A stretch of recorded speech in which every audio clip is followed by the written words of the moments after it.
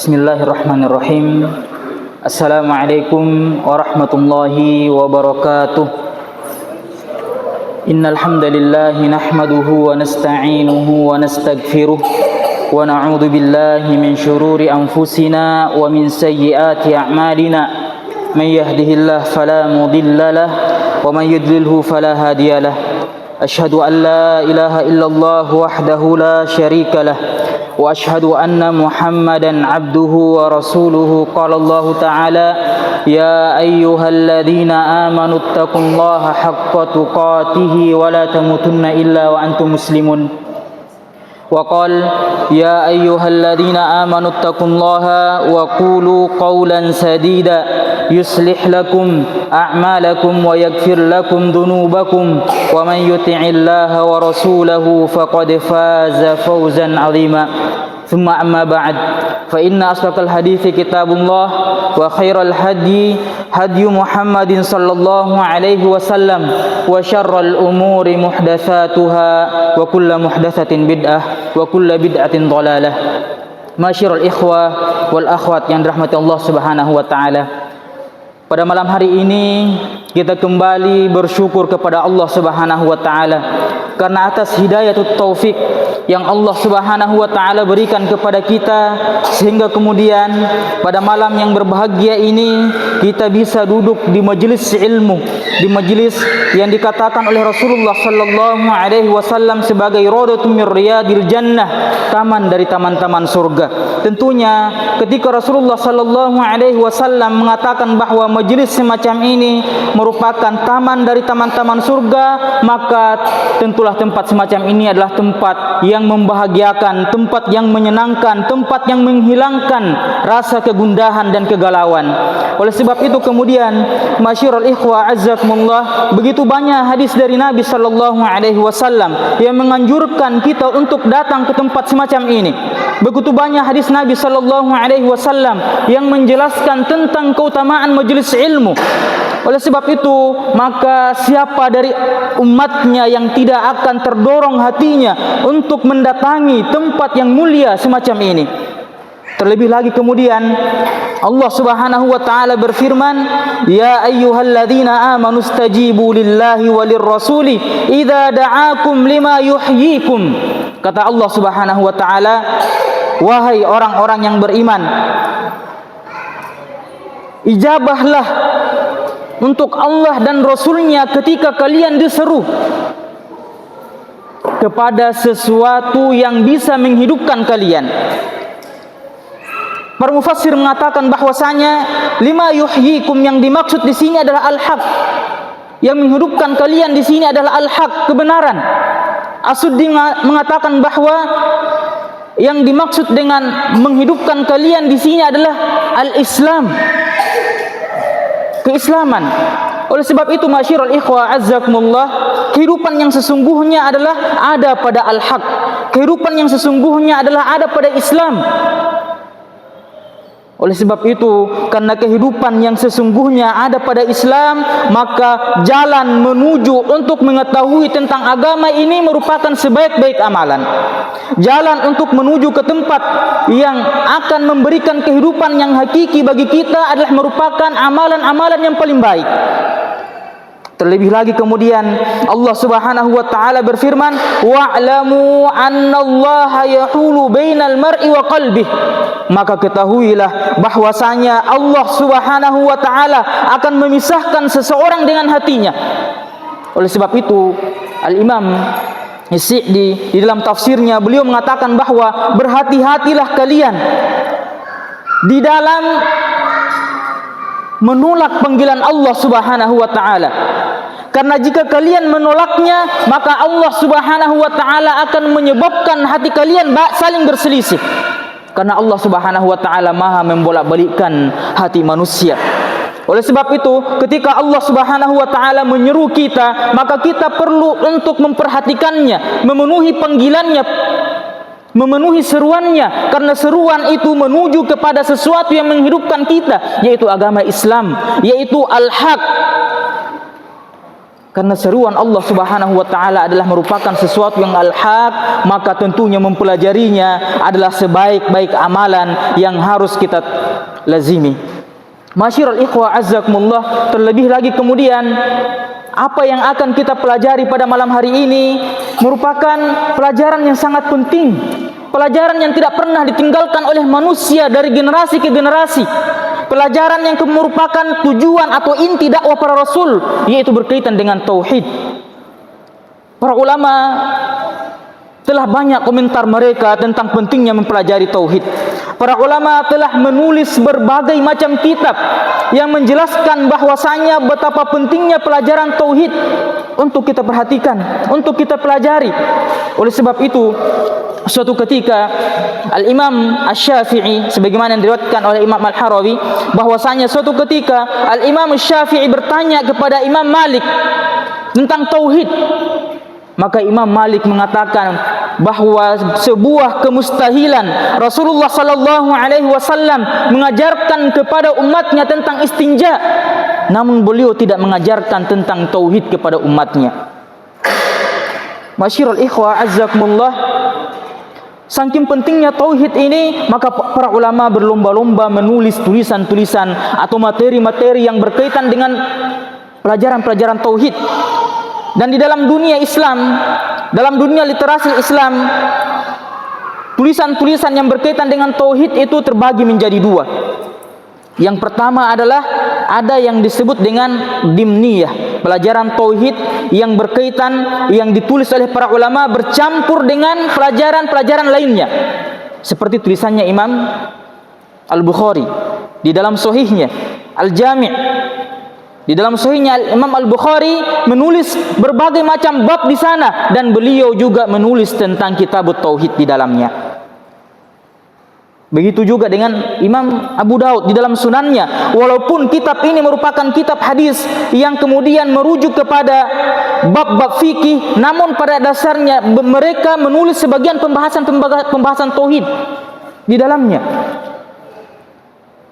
Dan ikhwani fiddin azzakumullah, selain kitab tauhid yang ditulis oleh para ulama yang disebut dengan dimniyah, mereka juga menulis kitab tauhid yang disebut dengan mustaqillah, ditulis sendiri, memang khusus ditulis membahas masalah tauhid. Seperti Imam Ahmad di dalam sunnahnya, Imam Al-Ajurri, Imam Al-Lalakai, dan imam-imam yang lainnya dari para ulama yang menulis pembahasan-pembahasan terkait tauhid. Masyiral ikhwah azzakumullah, dari sini bisa kita simpulkan bahwasanya pelajaran tauhid itu adalah pelajaran yang sangat penting, pelajaran yang perlu kita perhatikan, perlu kita ulang-ulangi, harus ditalkinkan kepada para penuntut ilmu. Karena sangat penting, banyak orang keliru di dalamnya. Ini yang membedakan antara Ahlussunnah wal Jamaah dengan yang lainnya. Masyiral ikhwah azzakumullah, namun perlu kita ketahui bahwasanya di dalam menuntut ilmu ada perkara-perkara yang menjadi penghalang bagi setiap manusia, bagi para penuntut ilmu. Penghalang yang terkadang tidak diperhatikan oleh sebagian orang. Sebagian kita hanya memperhatikan penghalang-penghalang yang sifatnya zahir, yang sifatnya nampak oleh mata. Sebagian orang berkata bahwa dia tidak mendapatkan faidah yang banyak karena kemudian dia tidak memiliki buku tulis atau tidak memiliki pulpen atau alat tulis yang lainnya. Namun sebetulnya itu adalah bagian kecil dari penghalang seseorang di dalam menuntut ilmu.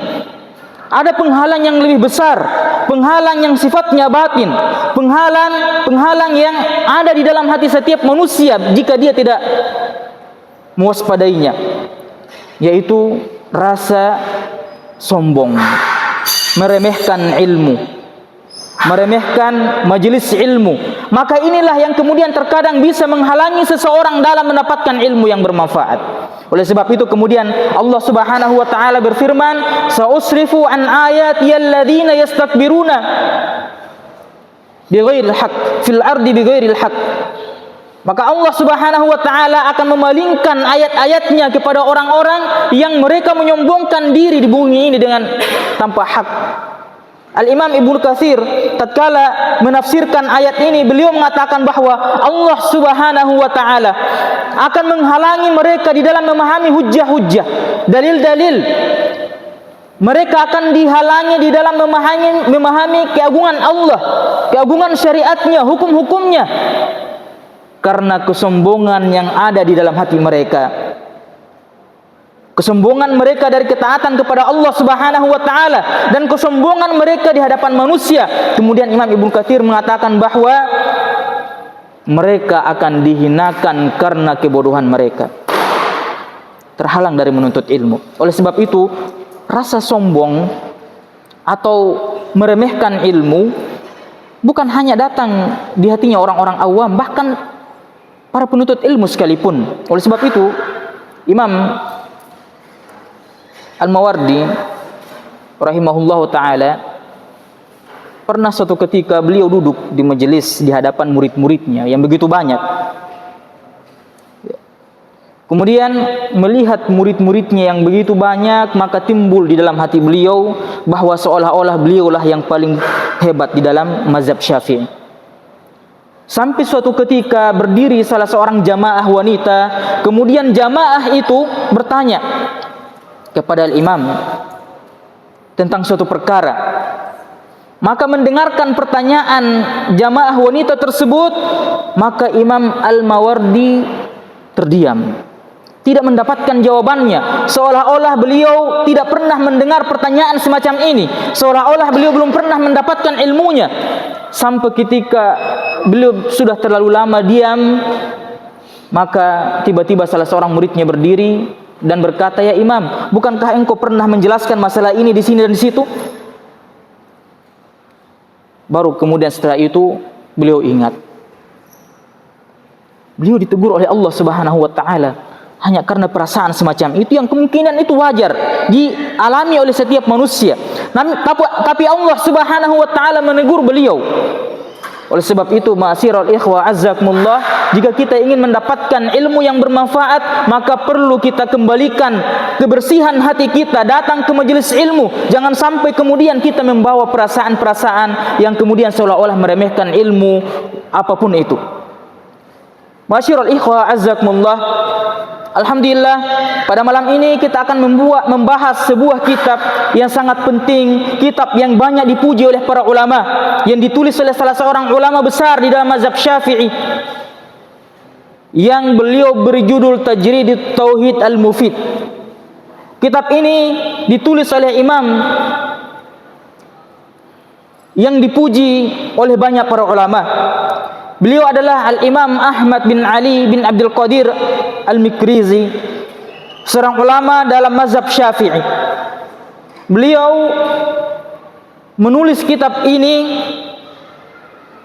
untuk mengingatkan umat tentang tauhid rububiyah dan uluhiyah serta yang berkaitan dengan itu.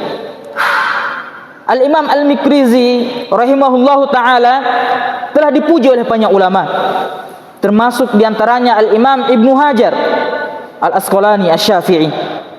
Beliau berkata, "Kana imaman bari'an mufanninan mutqinan dhabitan muhibban li ahli sunnati wal jamaah." Imam Al-Mikrizi adalah seorang imam yang mutqin, imam yang memiliki banyak ilmu, yang cinta kepada ahlu sunnah wal jamaah, yang condong kepada ahlul hadis. Imam Asy-Syaukani berkata tentang beliau, "Wa kana mutabahhiran fit tarikh ala ikhtilafi anwa'ihi." Beliau orang yang sangat mendalam ilmunya di dalam ilmu yang berkaitan dengan sejarah. Artinya dipuji oleh banyak ulama.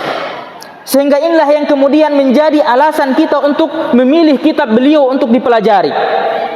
Yang pertama, karena kitab ini berkaitan dengan tauhid, yang kemudian menjadi inti dakwah para rasul, yang kemudian banyak manusia terjerumus ke dalam kesalahan pada masalah tauhid ini. Oleh sebab itu perkara tauhid harus senantiasa diulang-ulangi. Yang kedua, karena penulisnya adalah ulama yang terkenal, ulama yang memiliki banyak ilmu, ulama yang kemudian direkomendasikan oleh ulama-ulama yang bahkan lebih tinggi ilmunya daripada beliau. Masyiral ikhwah azzakumullah. Terlebih lagi kemudian buku ini dipuji oleh ulama dahulu sampai ulama sekarang ini. Disyarah, dijelaskan oleh ulama-ulama kita, termasuk guru-guru kami di Masjid Nabawi ataupun di Jamiah Islamiyah. Di antaranya yang mensyarah kitab ini adalah Syekh Shalih Fauzan. Ya, kemudian Syekh Shalih Sindi juga mensyarah kitab ini. Dan banyak lagi yang lainnya dari para ulama, menandakan bahwasannya buku ini memiliki berkah, buku ini memiliki kapasitas yang luar biasa, sehingga sudah sangat layak bagi kita untuk mempelajarinya. Masyiral ikhwah azzakumullah. Kemudian kita masuk kepada pembahasan kitab ini.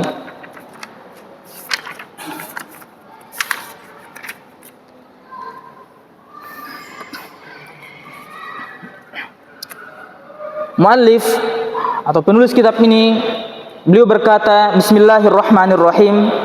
Beliau memulai kitab yang agung ini dengan membaca basmalah. Ini merupakan kebiasaan para ulama, dan ini merupakan kebiasaan Rasulullah sallallahu alaihi wasallam di dalam memulai setiap risalah-risalah beliau kepada para raja. Beliau senantiasa memulainya dengan Bismillahirrahmanirrahim. Oleh sebab itu, di dalam hadis Rasulullah sallallahu alaihi wasallam ketika berkirim surat kepada Azimir Rum, penguasa Rum saat itu, beliau memulainya dengan Bismillahirrahmanirrahim. Min Muhammadin Rasulillahi ila Hiraqla. Ini adalah yang menjadi panutan oleh para ulama, sehingga kemudian setiap mereka ketika menulis buku maka senantiasa dimulai dengan basmalah, senantiasa dimulai dengan Bismillahirrahmanirrahim. Kemudian setelah itu beliau mengatakan Alhamdulillahirabbil alamin. Segala puji bagi Allah, segala puji bagi Allah Rabb semesta alam. Setelah beliau mengucapkan basmalah, maka setelah itu beliau memuji Allah Subhanahu wa taala dengan sebaik-baik pujian. Pujian yang diajarkan oleh Allah Subhanahu wa taala di dalam Al-Qur'an untuk memujinya. Kata Alhamdulillahirabbil alamin. Jika saja kemudian ada pujian yang lebih indah daripada kalimat ini, maka tentu kita akan memakainya. Namun Allah Subhanahu wa taala di dalam Al-Qur'an, Allah mengajarkan kepada kita cara memuji dirinya dengan mengatakan Alhamdulillahirabbil alamin. Maka beliau juga memulai kitab ini dengan mengatakan Alhamdulillahirabbil alamin. Para ulama kemudian mengatakan bahwa di dalam menulis risalah ilmiah, maka yang dianjurkan adalah kita memulainya dengan Bismillahirrahmanirrahim di dalam risalah ilmiah. Namun jika kita berbicara seperti ini, berceramah atau menyampaikan nasihat, maka yang dianjurkan itu adalah kita memulainya dengan membaca Alhamdulillah atau khutbatul hajah sebagaimana Rasulullah sallallahu alaihi wasallam. Namun jika kita menggabungkan kedua kalimat yang agung ini, maka tidak mengapa. Itu lebih sempurna. Ketika kita memulainya dengan memulai pembicaraan kita dengan Bismillahirrahmanirrahim, kemudian kita memuji Allah Subhanahu wa taala.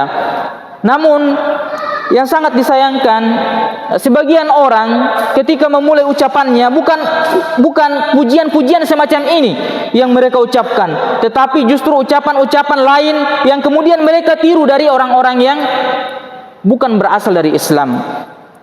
Ini yang sangat disayangkan. Oleh sebab itu kemudian masyiral ikhwah azzakumullah, sebagai bentuk keteladanan kita kepada Rasulullah sallallahu alaihi wasallam, maka ketika kita memulai tulisan atau memulai ceramah atau nasihat dan yang lainnya, maka hendaklah kita memulainya dengan bismillah, kemudian atau memulainya dengan basmalah, kemudian memuji Allah Subhanahu wa taala. Kemudian bagaimana jika kita berkirim pesan kepada teman? Apa yang harus kita lakukan? Apakah bersalam atau mengucapkan bismillah? Sebagian kita ketika berkirim pesan, menanyakan kabar atau menyampaikan pesan khusus, maka memulainya dengan bismillah. Sebagian ulama menjelaskan bahwa jika pesan yang kita sampaikan itu adalah berkaitan dengan nasihat, maka memang yang disunnahkan itu kita memulainya dengan bismillah atau basmalah. Namun bukan hanya sekedar bismillah, tetapi sempurna bismillahirrahmanirrahim sebagaimana Rasulullah sallallahu alaihi wasallam. Tetapi jika kemudian pesan itu yang kita kirim untuk hanya sekedar bertanya kabar atau untuk memberikan informasi dan yang lainnya, bukan berkaitan dengan nasihat, maka sebaiknya kita memulainya dengan salam. Assalamualaikum warahmatullahi wabarakatuh atau assalamualaikum. Kemudian ikhwani fiddin azzakumullah,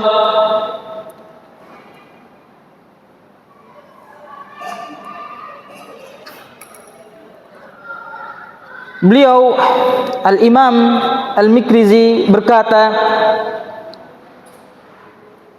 "Fahadha kitabun jammul fawaid." Maka kitab ini merupakan kitab yang memiliki faidah yang sangat besar. Merupakan kitab yang memiliki faidah yang sangat besar. Badi'ul faraid yantafi'u bihi man arada Allah wa daral akhirah. Kitab ini akan mengambil manfaat bagi siapapun yang menginginkan Allah Subhanahu wa taala dan hari akhirat. Masyiral ikhwah azzakumullah,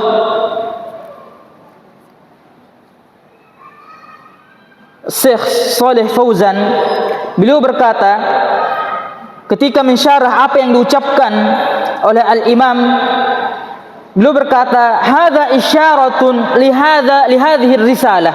Ini merupakan isyarat kepada risalah yang agung ini yang memiliki banyak faidah. Wa huwa kadzalika li'annahu fi ahammi syai'in wa huwa al-aqidah. Karena ini adalah sesuatu yang sangat penting berkaitan dengan akidah, berkaitan dengan tauhid. Di mana kemudian orang-orang yang menginginkan akhirat mengambil manfaat yang sangat besar dari kitab ini. Li'annahu yatadammanul i'tiqad, karena di dalamnya mengandung keyakinan yang benar, manhaj yang lurus yang diambil dari kitab Al-Qur'an dan sunnah Nabi sallallahu alaihi wasallam. Dan orang-orang yang beriman yang ingin keselamatan bagi dirinya akan mengambil faidah yang besar dari kitab ini. Oleh sebab itu beliau mengatakan yantafi'u bihi man arada Allah wa daral akhirah, akan mengambil faidah darinya orang-orang yang ingin Allah Subhanahu wa taala dan hari akhirat. Syekh Shalih Fauzan mengatakan wa amma, dan adapun orang yang cenderung kepada hawa nafsunya, dia tidak menginginkan akhirat, maka keinginannya bukan keinginan yang berkaitan dengan agama, keinginannya bukan yang berkaitan dengan akidah, perbaikan akidah, akan tetapi keinginan yang ada di hatinya adalah keinginan yang berkaitan dengan keinginan nafsu. Dan inilah yang menjadi pembeda antara kita dengan yang lainnya. Masyiral ikhwah azzakumullah. Kemudian beliau berkata, "Sammaituhu kitab Tajrid at-Tauhidil Mufid." Dan kitab ini, kata Imam Al-Mikrizi, saya namakan dengan kitab Tajrid at-Tauhid al-Mufid. Para ulama ikhwani fiddin azzakumullah telah menulis kitab-kitab yang berkaitan dengan tauhid, dan mereka memiliki ragam penamaan, memiliki ragam penamaan di dalam menamakan kitab-kitab yang berkaitan dengan tauhid. Nah, ini sudah masuk tanya jawab, tapi sebentar dulu ya. Di antaranya adalah ikhwani fiddin azzakumullah, kitab tauhid terkadang atau pembahasan-pembahasan yang berkaitan dengan tauhid terkadang mereka namakan kitab as-sunnah. Terkadang juga asy-syariah seperti Imam Al-Ajurri. Dan sebelumnya terkadang fiqhul akbar seperti yang ditulis oleh Al-Imam Abu Hanifah. Ya. Dan yang lainnya. Terkadang kitabut tauhid seperti yang ditulis oleh Al-Imam Ibnu Khuzaimah di dalam kitabnya Kitabut Tauhid, Al-Imam Ibnu Khuzaimah dan yang lainnya terkadang menulis pembahasan-pembahasan tauhid sesuai dengan metode ahlul hadis. Haddatsana fulan qala haddatsana fulan, kemudian sampai kepada pembahasan yang mereka sedang bahas.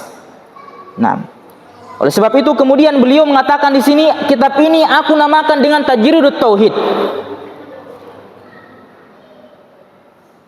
Dan apakah penamaan tauhid ini adalah penamaan baru, tidak dikenal di zaman Nabi sallallahu alaihi wasallam?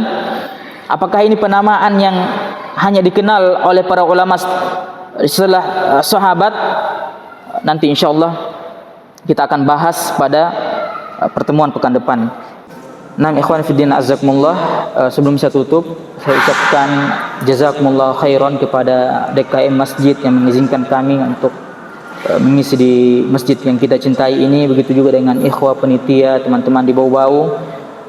Kami ucapkan syukron jazakumullahu khairan atas antusias antum. Semoga Allah Subhanahu wa taala menjadikan apa yang antum lakukan saat ini menjadi pemberat di timbangan pahala antum di akhirat nanti. Demikian, wassallallahu ala nabiyina Muhammad wa akhiri da'wana alhamdulillahi rabbil alamin.